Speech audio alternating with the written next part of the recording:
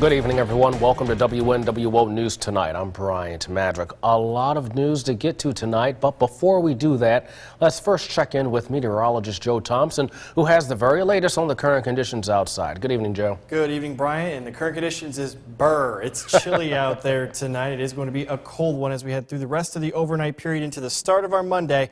But don't worry, we'll have some warmer weather to talk about as we kick off the new work week. Let's show you what things look like from the Maritime Academy today, overlooking the beautiful Maumee River, looking off towards the east from downtown Toledo. And there's a nice change of pace. We got the sunshine back out there as we went throughout the day. There were a few poofy cumulus clouds from time to time, occasionally filtered out a little bit of that sunshine, but they were broken clouds, and it still allowed that sun to make its way on through as we went throughout the day. And of course, sunset was earlier today, now that we set those clocks back an hour last night. Low temperatures this morning for most of us in the low to mid 30s, a little bit warmer as you made your way inward from the lakeshore, but it was definitely a chilly start, a little frosty in some spots. Even with that sunshine, as expected, we really did not warm up all that much, only topping out in the mid to upper 40s here around Metro Toledo. Some places, such as Fostoria, Defiance, did crack the 50-degree mark, but that seemed to be the exception and not the rule. But we do have more 50s and possibly even some 60s as we head into the middle of the week. We'll show that in your full forecast coming up here in just a few minutes. Brian? In a developing story, one person is dead after a shooting inside a West Toledo carryout. Toledo police responded to the stop and go in West Sylvania after 9 Saturday night. Police say 28-year-old Christopher Shockley tried to stick up the carryout when 29-year-old store clerk December Long exchanged gunfire with the man. Both people were taken to the hospital, but Shockley died from his injuries. Long is recovering in the hospital. More developments are coming out about a double homicide in Cary on Friday. The bodies of Robert Fredericks of Cary and Cynthia Hawkenberry of Tiffin were found with multiple gunshot wounds inside the Cary Conservation Club. Detectives with the Wyandotte County Sheriff's Office say shooting suspect Richard Clark of Tiffin knew both shooting victims but wouldn't elaborate on the relationship or motive in the shooting. Clark is currently in custody at the Wyandotte County Sheriff's Office awaiting formal charges. A 16-year-old teen was sent to the hospital after losing control of her car. The Hancock County Sheriff's Office reports the crash happened on County Road 313, west of County Road 12 in Union Township, southwest of Findlay. According to investigators, the teen was following friends in other vehicles when she attempted to pass the lead vehicle. Police say she lost control and slid across the westbound lane, striking a utility pole. That young woman was cited for reckless operation of her motor vehicle.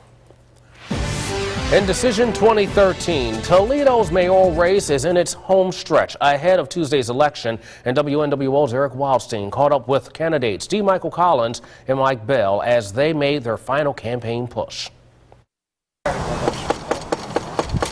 campaign trail is nearing its end, and candidate D. Michael Collins spent part of Sunday speaking with voters in his old neighborhood. I hand them my card and I ask them, what do you think, what do you expect of the next mayor? What do you think is going on in Toledo that you'd like to see changed?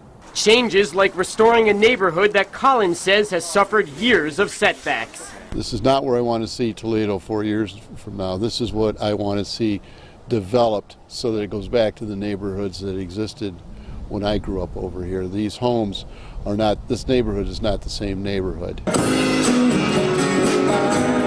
Incumbent Mayor Mike Bell also had a busy day, meeting with voters at several local churches before I caught up with him at a charity benefit for the Ann Brady Center.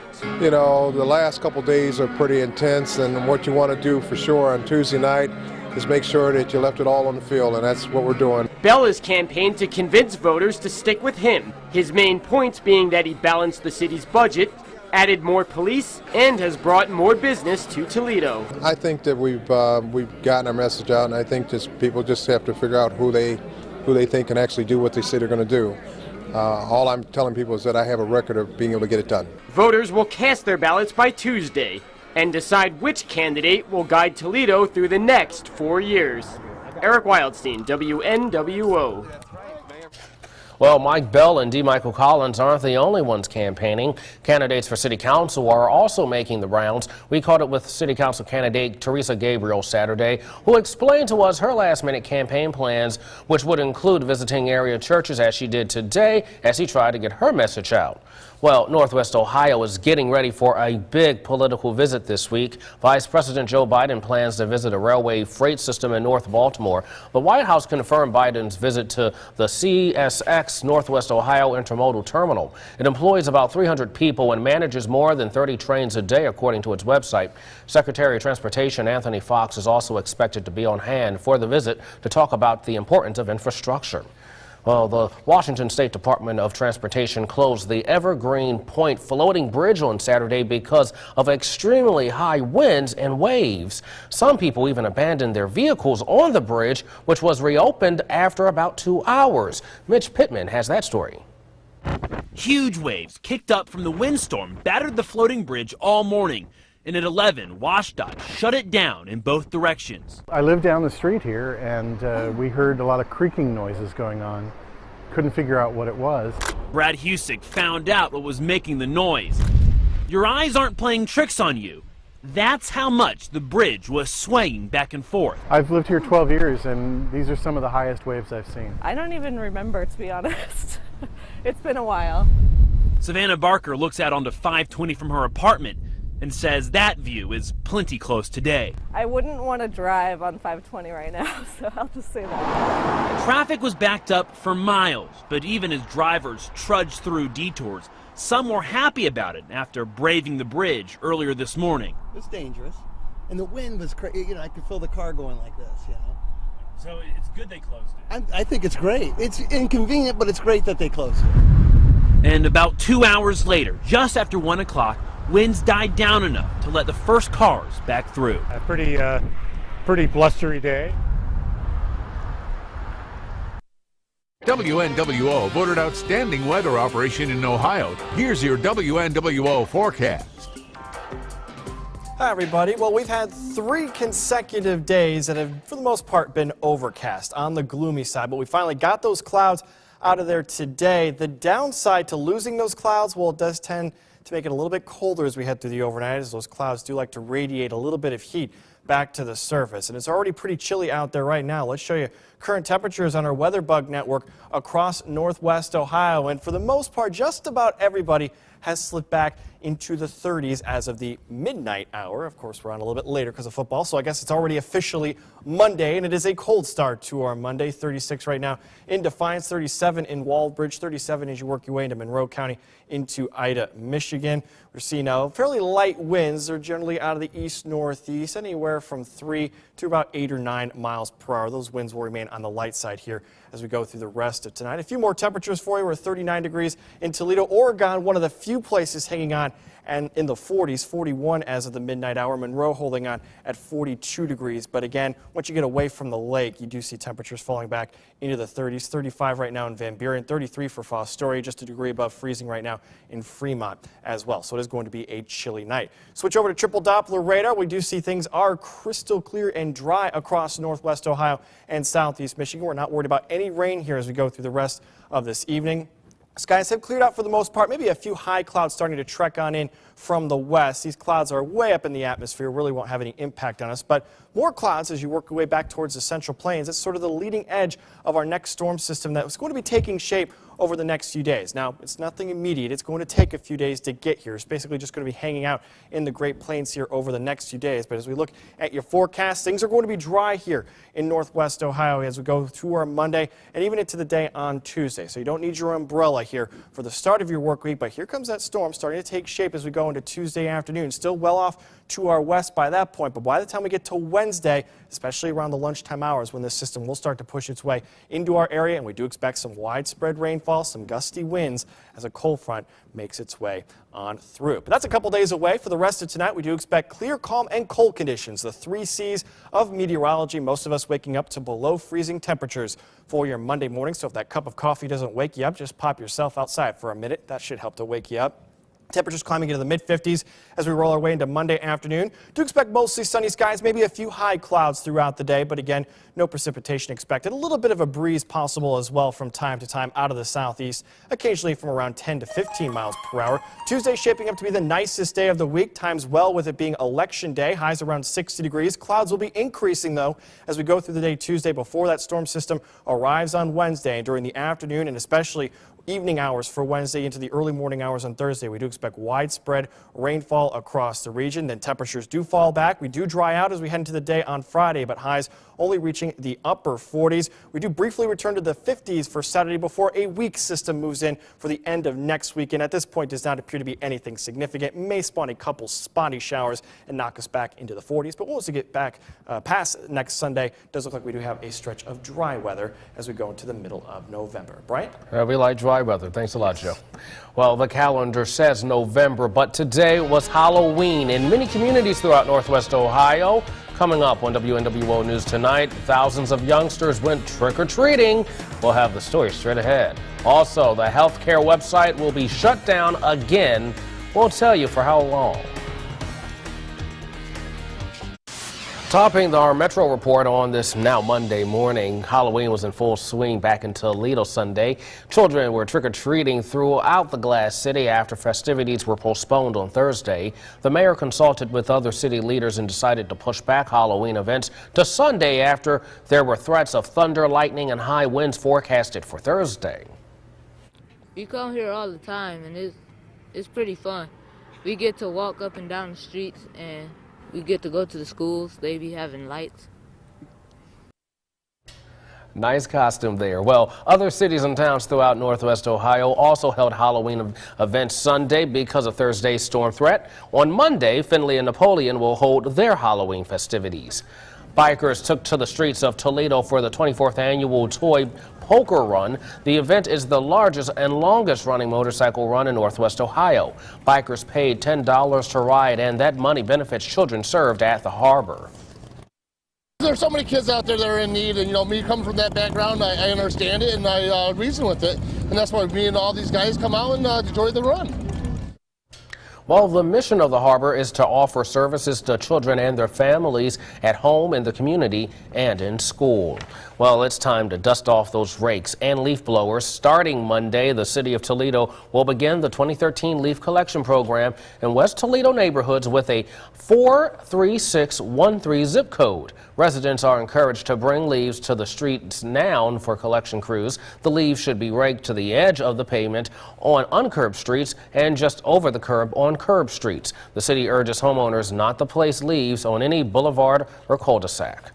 If you own a Honda, listen up. The car maker has issued a recall. When we return, we'll tell you which vehicle is on the recall list and why.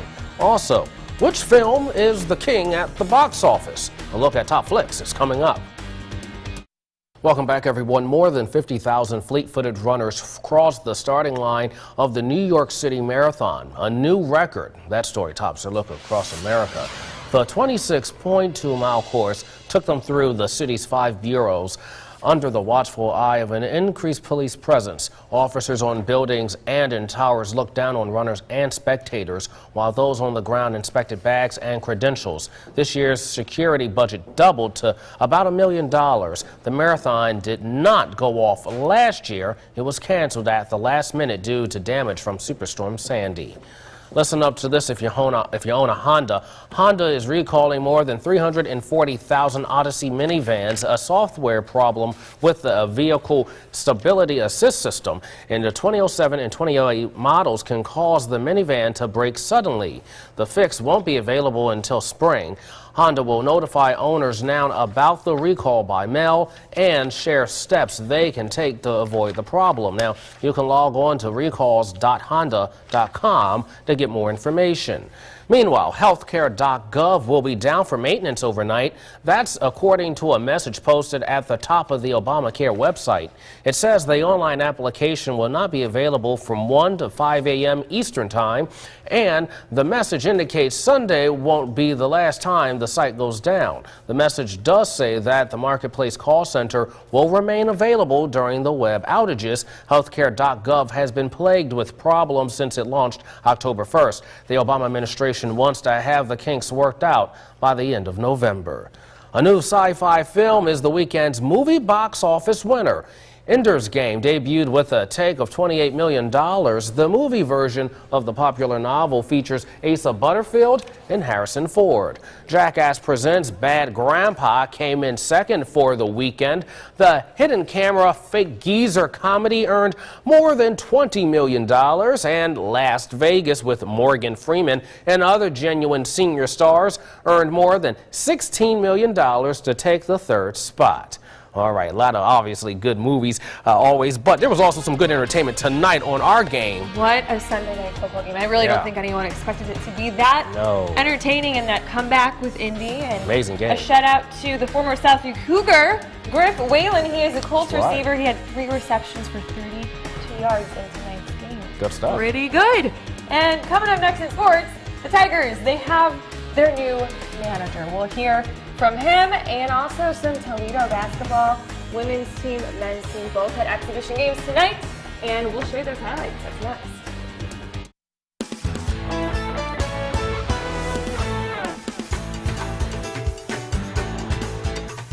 The Detroit Tigers, well, they found their manager. Former MLB catcher Brad Ausmus is once again a Tiger. The official announcement came earlier today. Ausmus played for Detroit in 1996 and again for a season in '99. The 44-year-old has no previous managerial experience, except for managing the Israel national team in the 2010 World Baseball Classic qualifying rounds. Now, there will be a familiar face on the coaching staff next season. Jim Leland's bench coach, Gene Lamont, will remain in the dugout. I think the most important thing is I got to be me. You know, Jim Leland, great Hall of Fame manager. I'm not going to be Jim Leland. I would never make an attempt to be Jim Leland. I'm going to be who I am. And if that translates into being a player's manager or being a little bit tougher at times, then that's what it's going to be. The one knock on me is going to be the lack of managerial experience. And I understand that. One of the pluses is, and I don't know if Dave has mentioned this, is I'm going to have someone standing beside me in the bench, in the dugout, with plenty of not only managerial experience, but he's been a third base coach, he's been a bench coach. Basketball doubleheader over at Savage Arena this afternoon. Fans getting their first look at both the UT women's and men's teams. And it looks to be an exciting season of basketball for Toledo. The women picked to finish 3rd in the MAC West, and the men, how about number 1? Well, the UT women taking on Ashland, the reigning Division II champions, but this game all Rockets all game long. Second half now. Nice pass from Inma Thanaguera to Sophie Reacher, and with the finish, she had 8 points. Today, freshman Olivia Braun tries one from outside. That's no good, but Janelle Reed-Lewis is there for the board and the bucket. Lewis had 9 points. And take a look at that effort from sophomore Anna Capasoto. Kind of just throws it up there, falls in. She had double figures, 16 points, 11 rebounds. Toledo women get the win, 83-38. Now the second half of the double feature, the Toledo men and Hillsdale College Rockets returning 4 starters and bringing in some new local talent as well. First points of the game go to the Rockets. Justin Drummond knocks down the 3. He didn't play last year, actually transferred from Loyola in Maryland. Now, there's a Napoleon Wildcat on the court. The freshman Jordan Loft gets up for 2 plus the foul. He is going to be good. Looks good out there today. Another transfer we can expect big things from, J.D. Weatherspoon, the junior transfer from Ohio State University. How about that dunk? Gotta love it. Well, this one actually went to overtime. I don't think anyone saw that coming. Toledo does pull off the win, 85-84, thanks to a juice round jumper at the end. Quickly, NBA, the Pistons hosting the Celtics tonight at the Palace. Josh Smith, Andre Drummond, Greg Monroe scored 15 points each. Brandon Jennings added 14 in his Detroit debut. The Pistons trailed by 2 early in the fourth, but went on a 10-0 run to get the win, 87-77. And the Browns back in Cleveland this Sunday afternoon after Week 8 loss on the road to Kansas City. They get on the board first. That is Jason Campbell finding Devon best to make it 7-0. They led 14-10 at halftime. Now we cut to the third quarter, and more from Campbell. He finds a wide-open Gary Barnage. Cleveland goes on to win 24-18, second in the AFC North. And we'll be right back with a little less look at weather. Chilly and clear as we head through the rest of tonight, down to around freezing by the time we get to 4 a.m., dropping below freezing when you wake up tomorrow morning. The one upside is setting those clocks back. Sunrise is now a little earlier, just after 7 a.m. Sounds good. Some sunshine for the kiddos. Thanks so much for making us your choice. Next newscast at 4:26. Have a good everyone. Take care.